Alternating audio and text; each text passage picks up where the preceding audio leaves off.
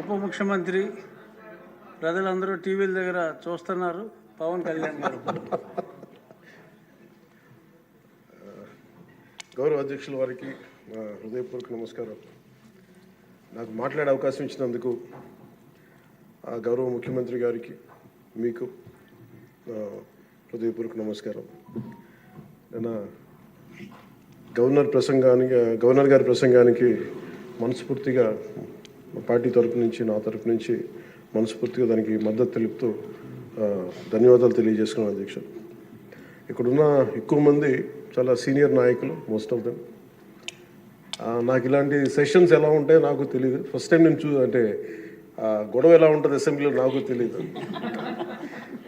నాకు చాలా ఆశ్చర్యం కలిగింది ఏంటంటే నేను ఇట్లాంటి గొడవలు టీవీల్లో గతంలో తెలంగాణ నరసింహన్ గారు గవర్నర్గా ఉన్నప్పుడు ఉమ్మడి రాష్ట్రం అప్పుడు గొడవలు చూసాను, టీవీలో చూసామని.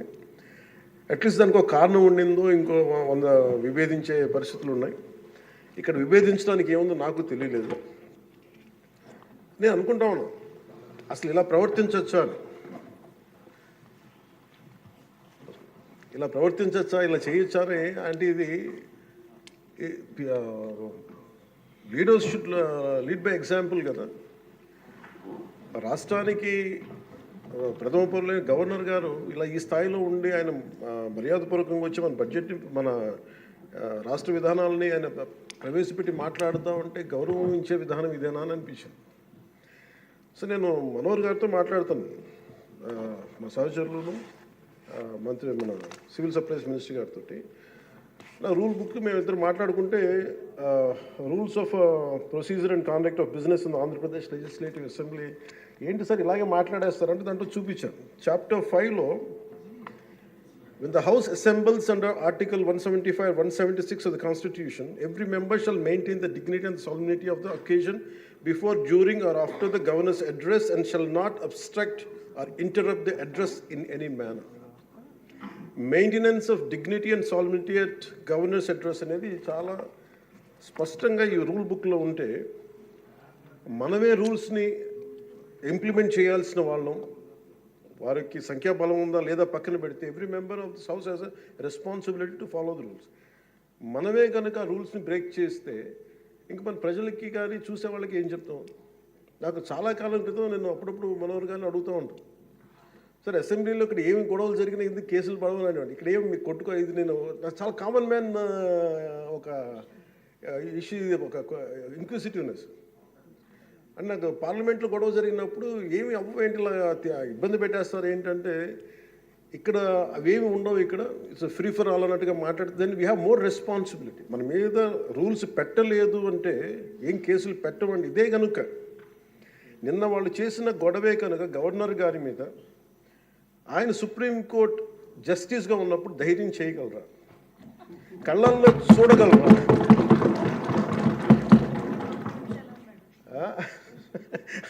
నాకు అది అనిపించింది. అంటే గౌరవించాల్సింది పోయి ఈ విధానం ఏంటనిపించింది. నిన్న టీవీ వాళ్ళని అడిగారు, మీరు వీళ్ళ వైసీపీ నాయకులు ఇలా మాట్లాడారు కదా, మీ ఇదేంటి అని. YCP synonym for ruckus. అంటే గొడవకు కానీ బూతులు కానీ వాళ్ళు పర్యాయ పదం అయిపోయారు. అంటే నిన్న చూసిన గొడవ జరిగిన తర్వాత నాకు నిజంగా అనిపించింది, గౌరవ ముఖ్యమంత్రి గారు అన్ని సంవత్సరాలు వాళ్ళు ఎలాగా వాళ్ళని తట్టుకొని నిలబడ్డారో ఆయనకి హ్యాట్స్ ఆఫ్ తెలియజేస్తాడు. అది ఎంత గట్స్ ఉండాలి, ఎంత దమ్ము ఉండాలి, ఎంత ధైర్యం ఉండాలి. అలాగే నాకు నిన్న గొడవలు జరుగుతుంటే నాకు అనిపించింది, నాకు ఇవే గుర్తొచ్చినాయి అధ్యక్ష.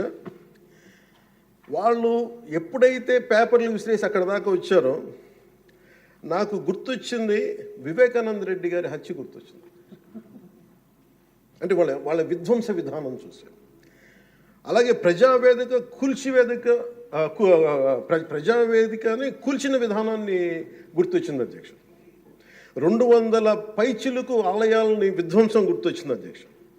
డాక్టర్ సుధాకర్ గారు చనిపోయిన విధానం గుర్తొచ్చింది అధ్యక్ష. జంగారెడ్డి కల్తీ సారాలో చనిపోయిన చావులు గుర్తొచ్చినాయి అధ్యక్ష. సుప్రీంకోర్టు జడ్జిలతో లెటర్ రాసిన విధానం గుర్తొచ్చింది అధ్యక్ష. వాళ్ళు చేసిన గొడవకి మన హైకోర్టు, ఆంధ్రప్రదేశ్ హైకోర్టు జడ్జెస్ని సోషల్ మీడియాలో బూతులు తిట్టిన విధానం గుర్తొచ్చింది అధ్యక్ష.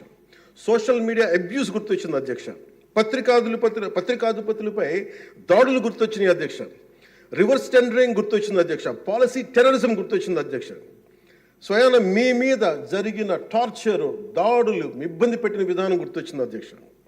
మడ అడవుల విధ్వంసం గుర్తొచ్చింది అధ్యక్ష. చంద్రబాబు గారిని 53 రోజులు జైల్లో పెట్టి ఇబ్బంది పెట్టిన విధానం గుర్తొచ్చింది అధ్యక్ష. అమరావతి రైతుల్ని దారుణంగా రక్తాలు వచ్చేలా కొట్టి కేసులు పెట్టింది గుర్తొచ్చింది అధ్యక్ష. తిరుపతి కల్తీ లడ్డులు గుర్తొచ్చినాయి అధ్యక్ష. అబ్యూస్ ఆన్ విమెన్ గుర్తొచ్చింది అధ్యక్ష. మన కళ్ళ ముందు వీళ్ళు విధ్వంసం తెలియజేస్తూ ఉన్నారు. వీళ్ళు ఈ స్థాయిలో ఇక్కడ ప్రవర్తిస్తే దానికి సంబంధించి బయట ఇట్లాంటి గొడవలు జరుగుతాయి అధ్యక్ష. ఇది మారాలి అని చెప్పి మనం మాట్లాడితే ప్రజలు మనకి ఈ రోజున ఇంత అత్యధిక బలంతో మనల్ని ఇక్కడ నుంచోబెట్టారు అధ్యక్ష, ఇక్కడ కూర్చోబెట్టారు మనందరినీ. దీనికి గౌరవ ముఖ్యమంత్రి గారు ప్రదేశాలు చెప్తూ ఉంటారు. అలాగే ఇది మినిమం గవర్నమెంట్, ఇది మన నరేంద్ర మోదీ గారు చెప్తారు, గౌరవ ప్రధానమంత్రి, minimum government and maximum governance అని. దాంట్లో భాగంగానే చాలా గ్రేట్ అడ్మినిస్ట్రేటివ్ రిఫార్మ్స్ పట్టుకొచ్చారు. ఈ రోజున వాట్సాప్ గవర్నెన్స్ కూడా ముందుకు తీసుకెళ్ళడానికి ఆయన అనుభవం.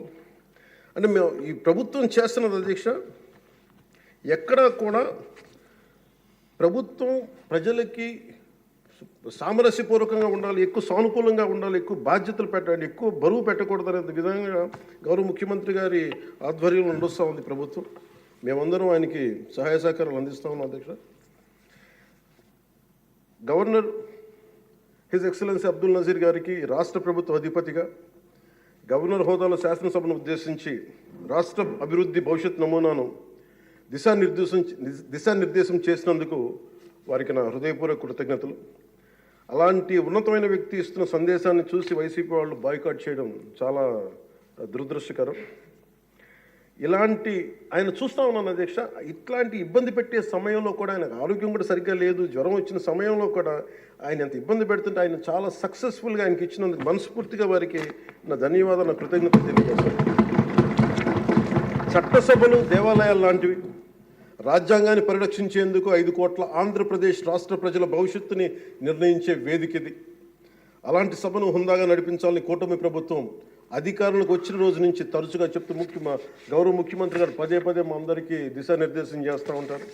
గతంలో కూడా మొదటి రోజు కూడా వారికి ఎట్లా రావాలి పెడితే లేదు మనం ఇబ్బంది పెట్టొద్దు, వాళ్ళకి 11 సీట్లు వచ్చినా కానీ పాపం వారికి ఇవ్వాల్సిన గౌరవం వాళ్ళకి ఇద్దామని చెప్పి ఏ రోజు కూడా ఇబ్బంది పెట్టి గబుక్కుని ఒక మాట అంటుంటే గౌరవ సభ్యులు కొంతమంది ఇక్కడి నుంచి అలా చెయ్యొద్దు, అలా మాట్లాడకండి అని అందరినీ చాలా సున్నితంగా మందలించారు ఆయన. ఇట్లాంటి ఉన్నప్పుడు వాళ్ళు ప్రవర్తించే విధానం చాలా బాధ అనిపించింది. మేమందరం 164 మంది సభ్యులు చాలా బాధ్యతగా వ్యవహరిస్తున్నాం అధ్యక్ష. భవిష్యత్తులో కూడా రాజ్యాంగ పరిరక్షణ, రాష్ట్ర ప్రజల సంక్షేమం, రాష్ట్ర సమగ్ర అభివృద్ధి ధ్యేయంగా వ్యవహరిస్తామని సందర్భంగా గవర్నర్ గారికి శాసనసభ వేదికగా తెలియజేస్తాం. నిన్న సభలో గందరగోళం సృష్టించి సభ నుండి వెళ్ళిపోయిన 11 మంది ఎమ్మెల్యేల పార్టీకి సంబంధించిన ఎమ్మెల్సీ ప్రవర్తనని ఖండిస్తూ ఇందులో ఆ తప్పు లేనప్పటికీ కూడా గవర్నర్ గారికి ప్రభుత్వం తరఫున క్షమాపణ తెలియజేస్తాను అధ్యక్ష. గౌరవ శాసనసభ స్పీకర్ శ్రీ అయ్యన్న పాత్రుడి గారికి, సభలో ఆసీనులై ఉన్న గౌరవ ముఖ్యమంత్రి శ్రీ నారా చంద్రబాబు నాయుడు గారికి, మంత్రివర్యులకు, శాసనసభ్యులకు, శాసనమండలి సభ్యులకు, అలాగే సభ నుంచి వెళ్ళిపోయిన వైసీపీ సభ్యులకు కూడా నా హృదయపూర్వక నమస్కారం. అధ్యక్ష, మేము ఆర్థిక ఇబ్బందులు పడుతున్న రాజధాని ఇచ్చి కూడా రాజధాని నిర్మించుకోలేని రాష్ట్రంలో గత ప్రభుత్వం రాజధానిపై నిర్మాణం దృష్టి పెట్టకుండా 3 ముక్కలాట ఆడింది. అభివృద్ధి కుంటుపడింది, ఆర్థిక స్థిరత్వం కోల్పోయింది. ఈ కారణంగా పెట్టుబడులు మందగించాయి, అధికార దుర్వినియోగం, క్షీణించిన శాంతి భద్రతలు, మౌలిక సదుపాయాలు, కల్పన వైఫల్యం కారణంగా రాష్ట్రం తీవ్ర సంక్షోభంలోకి వెళ్ళిపోయింది. ఇలాంటి సమయంలో గౌరవ ముఖ్యమంత్రి శ్రీ నారా చంద్రబాబు గారి నాయకత్వంలో ఆయన ఈ సవాళ్ళను అధిగమిస్తూ ప్రభుత్వాన్ని స్థాపించాం. ఇప్పుడు ఆర్థిక, సామాజిక, సాంస్కృతిక, విద్య, ఆరోగ్య, పర్యాటక, పర్యావరణ మరియు మౌలిక సదుపాయాల అభివృద్ధి లక్ష్యంగా ప్రాంతాల వారి సమగ్రమైన అభివృద్ధి ప్రణాళికతో ముందుకు వెళ్తున్నాం. ఎన్నికల ముందు పరిస్థితులు చూసాం. సాంత్వన ఓదార్పు కావాల్సిన రాష్ట్రానికి ఈ రోజున వాళ్ళు బాధ్యతారాహిత్యం మనకి చూసాం.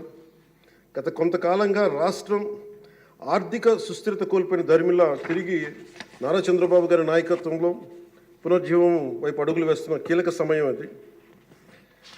అదేవిధంగా ప్రభుత్వంలో పారదర్శకత, జవాబుదారీతనం తీసుకురావాలనే ఉద్దేశంతో పంచాయతీరాజ్ శాఖలో అవినీతికి ఎటువంటి తావు లేకుండా ఉద్యోగుల బదిలీల కార్యక్రమం చేపట్టడం జరిగింది అధ్యక్ష. గ్రామ పంచాయతీలో ఘనంగా జాతీయ వేడుకలు జరుపుకోవాలనే ఉద్దేశంతో స్వాతంత్ర గణతంత్ర దినోత్సవాల వేడుకలను ఖర్చులను పెంచి పంచాయతీలకు అందించడం జరిగింది. ప్రభుత్వం అధికారంలోకి వచ్చిన వెంటనే ఒకే రోజు 13,326 గ్రామ సభలు నిర్వహించి ప్రపంచ రికార్డు సాధించామన్న ఈరోజు తీసుకున్న నిర్ణయాలను చిత్తశుద్ధితో అమలు చేసేందుకు పల్లె పండుగ పేరుతో కార్యక్రమం రూపొందించి 3 నెలల కాలంలో సంక్రాంతి పండుగ నాటికి రాష్ట్ర వ్యాప్తంగా ప్రతి గ్రామంలో రోడ్లు నిర్మించే చర్యలు తీసుకున్నాం అధ్యక్ష. కేంద్ర ప్రభుత్వం గ్రామీణ అభివృద్ధి శాఖ ఆధ్వర్యంలో ప్రతిష్టాత్మకంగా నిర్వహించే మహాత్మా గాంధీ జాతీయ ఉపాధి హామీ పథకం